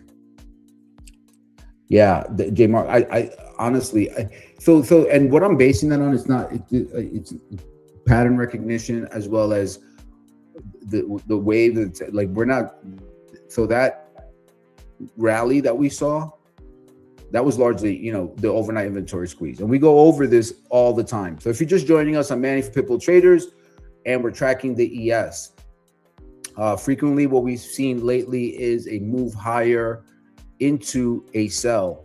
Okay, so I think that's pretty much what my read has been. You can see here, I put it into the market blueprint today. Respecting larger ranges, expansion, while dealers try to suppress to distribute. So what that means is, I think that like when we see supports hold, that's more or less dealers keeping price in check so that they can continue to offload larger positions. How that materializes in a visual sense is that you start to get this move higher was a short covering rally. You could just see it was just all stops. It was fast, and then now us petering out again reinforces that argument, because what's happening here is that we found some support, but even if we bounce up into this move here, up to test its highs, even if we breach it, I think ultimately it gets sold. I think they're going to sell again. Now I don't know if we get back down here, right? But I think that any high, I think highs are being sold into. So if that's the high, they're going to sell it. If that's the high, they're going to sell it. If that's the high, they're going to sell it. If we go like this, then they be sellers they're going to sell into these highs, suppress the volatility into the lows, suppress it into the lows, get it back up, and then they're selling. Get it back up, and they're selling. Get it back up, boom, so on and forth.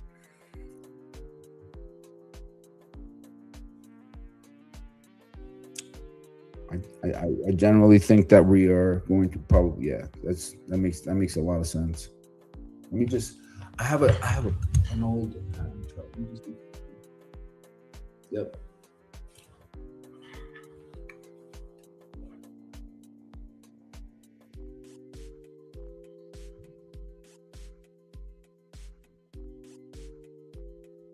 Look at that. See that? Like it's just the down, like the buy volume is bringing it up, and then it's immediately running into supply. It's just twice as much selling. They just sold 74, 60, 150, 350 times, and then it's moving up on like 50 and 60 volume at each tick.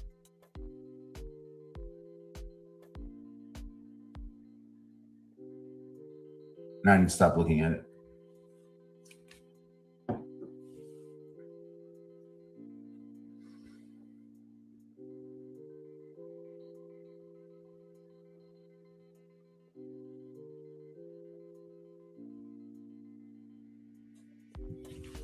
Jay Murdoch, if we were going to bounce off of VWAP, we would have been testing above point control. At least testing into it.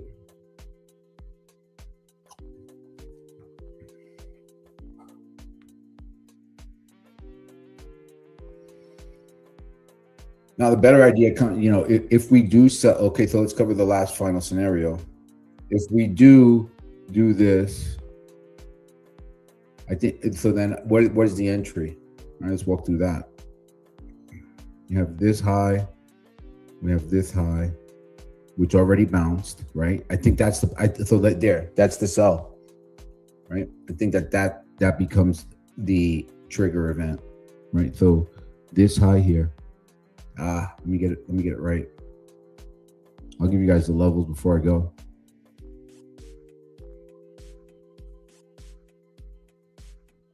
I think that's 65. That's 54. All right, so I'll be looking to trade this short. If we don't test into this higher area up here,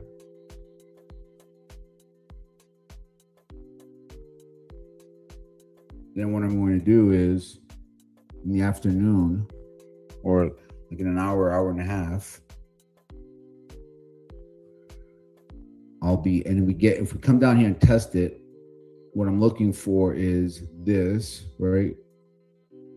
Something like that. And then I think we get below there, even if it wiggles around a little bit here, so maybe say we bounce up. Yeah, I think that has a higher likelihood. This. Breach it, that's going to be the tell. Then it's going to come like all the way here, confuse everyone, and then something like that. Or if you try it here, you got your wrist pretty tight. And if you're wrong above here, then you can just trade this move.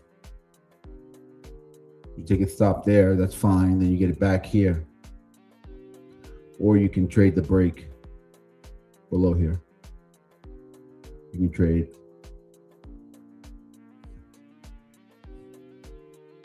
Something like this. Like we said earlier. I mean, I sold one micro when I took the frame, the screenshot for shits and giggles. Oh, nice. Good for you. Good for you, J Mark. Good for you. Nice, sweet. My favorite new toy. I love it. I love it.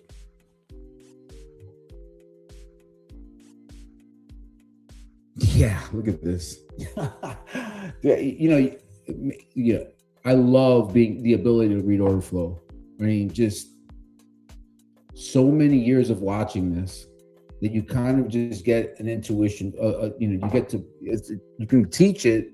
I can teach it to someone if they're sitting on my lap, like if we're in the same room. So one of the things I do with the trade I'm working with right now is that a lot of what we do is that we trade together. Like sharing screens, like sharing everything, and giving the whole program. The whole curriculum is out. He's reading my screen, and I'm sharing the thoughts with him as we go. Live executions. So I got a couple of micros short. Nothing big. I just wanted to mark the event in case we did the wiggle down move.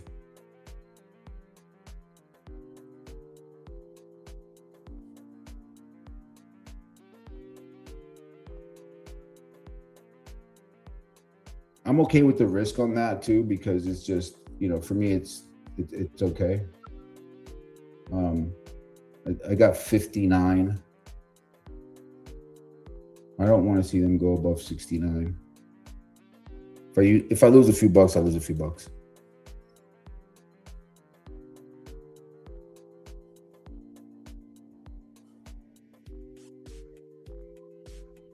Where would I add to it? I would add on a retest. Here's what I do if I was flat. If I got this move here, this is the one we're talking about. Look, it's below where we said, right? This is where I was said. This is the trigger. Now you got to stalk the entry. So look for it pull back to 74.61 to 74. What is that? Hang on. That is 74.67. So I'd be talking this move. Now that's the trigger for me. We're going low. Just as I said, I don't think the low of the day is in, guys.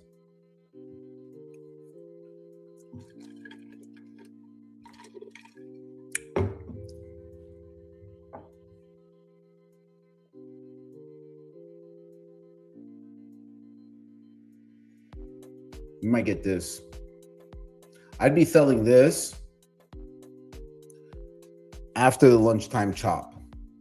So always being on alert for if we're going to do like the backwards stuff like this.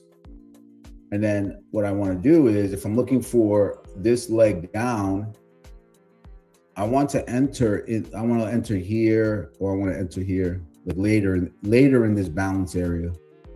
Let this shit sort itself out. Let everybody else don't. Whenever you see a move like this, guys, like a strong, sharp move like that, never enter on the first red candle. There'll be a retest. Just show some patience. You're not missing. Obviously, I understand that FOMO is real. FOMO is hard to combat.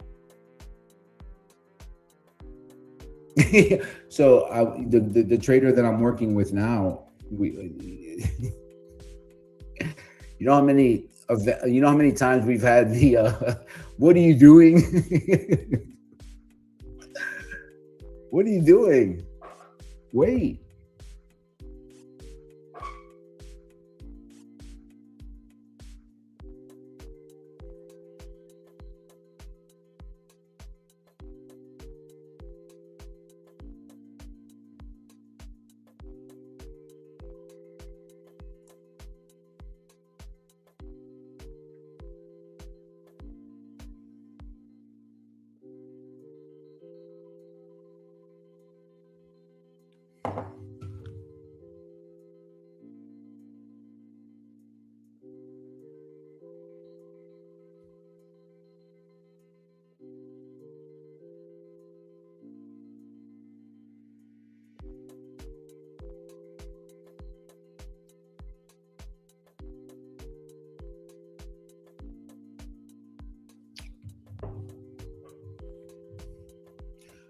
So as we head into lunch and we start to wrap it up, I just wanted to review. Hopefully, you guys can learn something from my errors.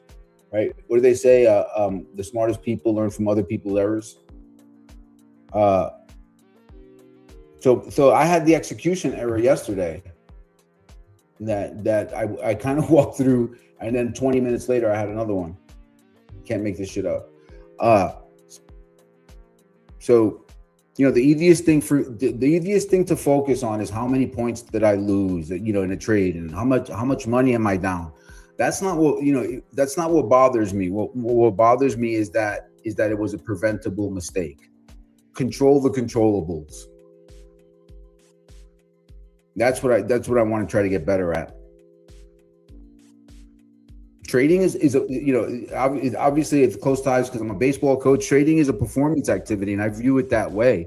Yesterday I talked about an execution error, and I reviewed it again this morning. And then today I go and make another error. Different cause, same result. The market wasn't the problem. I didn't execute it properly. So I'm going to, I'm being hard on myself because I want to learn. Most traders focus on big winners, better entries.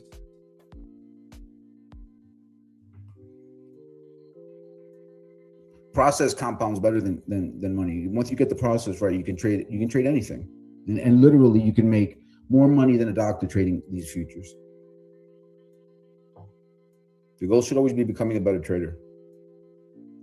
With that said, I did handsomely on the long trades. I'm pretty happy about those. So super proud about. We had the first trade. The first trade when.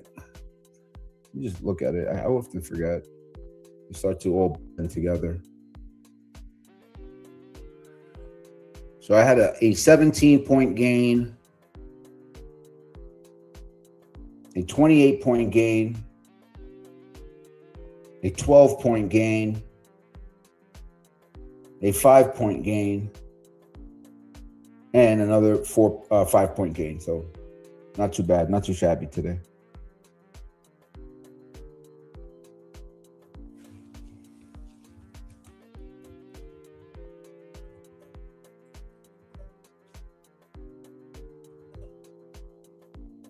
I lost. What did I lose? I lost 5, 6. I lost 4 on one, 6 on another. On the attempt to get this. If you got, it was really quickly. I'm not sure if you guys caught it, but I tried this, and I got stopped out here. So sorry, I tried it later because I was looking. The reason why I was trying that long again was because I have a market blueprint level at 74.63. I had this wick right here. And I also had, it was late in my window. So all, valid trades. And if you guys realize that loss did not bother me at all.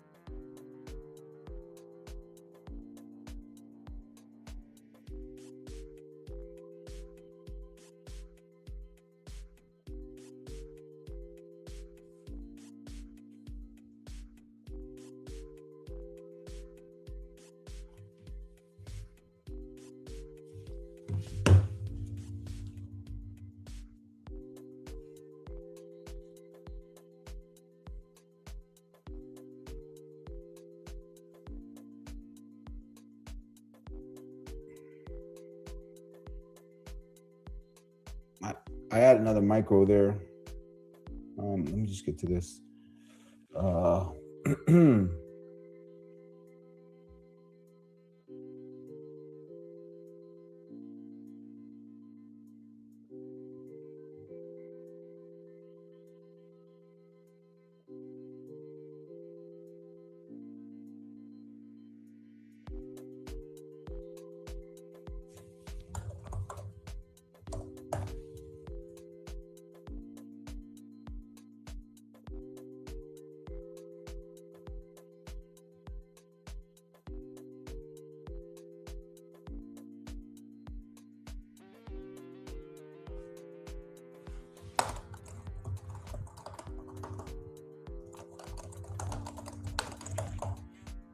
All right, guys.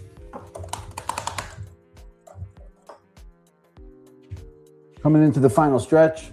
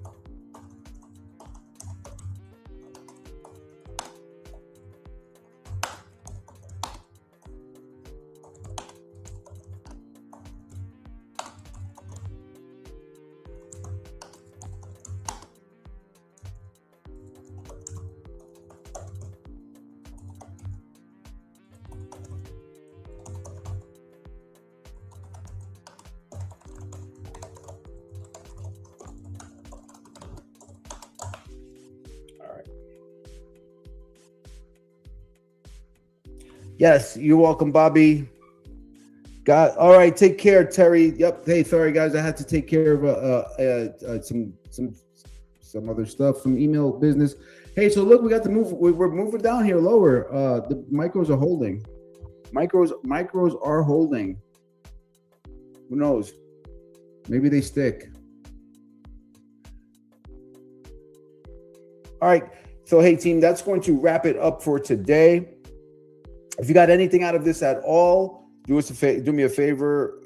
Hit the like button if you're watching us on YouTube. Hit the like button on X.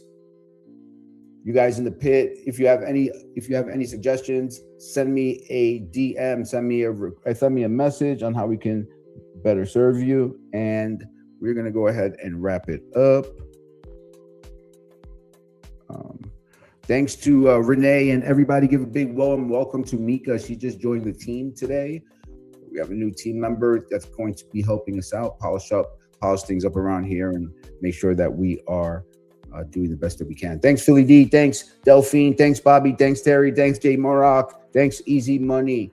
Everyone, have a great rest of your day. I have some work to finish up. I'll be lurking in the background. If you need anything, just give me a call. Hey, Oz. Yep. Hey, thanks, Oz. Thanks for checking in. Yep. Well, they're not logged in. I will reply to those DMs in a minute. All right, guys. Everyone, have a great day. Appreciate it. Take care, Oz.